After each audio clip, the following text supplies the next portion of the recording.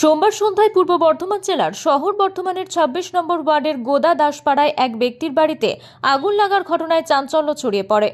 জানা যায় এই ঘটনায় ৩টি ছাগলের মৃত্যু হয়েছে। প্রাথমিক অনুমান মশা তাড়ানোর জন্য ধুয়ো দেওয়া হয়েছিল, সেই থেকেই হয়তো আগুন লেগেছে। খবর পেয়ে ঘটনাস্থলে দমকলের একটি ইঞ্জিন উপস্থিত হয়ে ও স্থানীয় মানুষদের চেষ্টায় আগুন নিয়ন্ত্রণে আসে।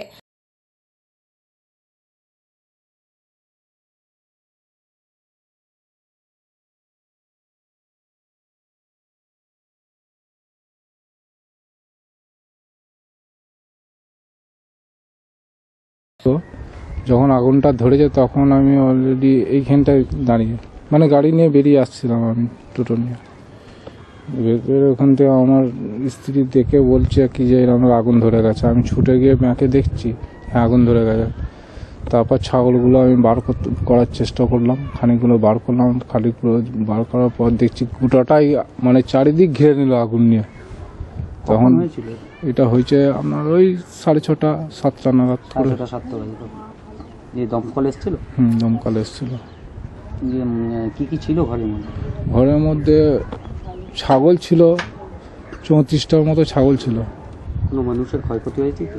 মানুষের ক্ষয়ক্ষতি না, আমার ছেলে আর আমি ছিলাম, ক্ষয়ক্ষতি কিছু হয়নি। এটা পাড়ার লোকে বেশি নিবিয়েছে, কিছুটা যেটা ছিল সেটা দমকলে এসে নিবিয়েছে। আমাদের কাউন্সিলর এসেছিলেন, কি বললেন? উনি বলেছেন যে চেষ্টা করে দেখছি কতটা কি আর্থিক সাহায্য করা যায় করব।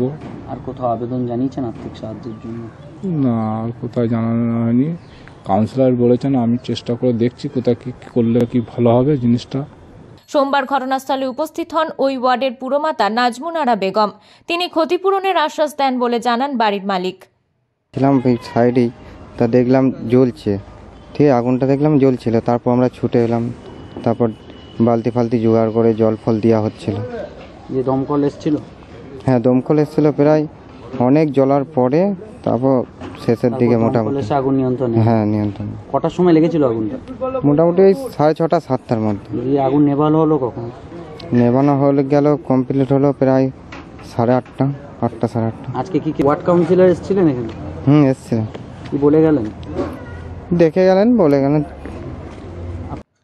বর্ধমান থেকে তন্ময় ঘোষের রিপোর্ট, আনন্দ বার্তা।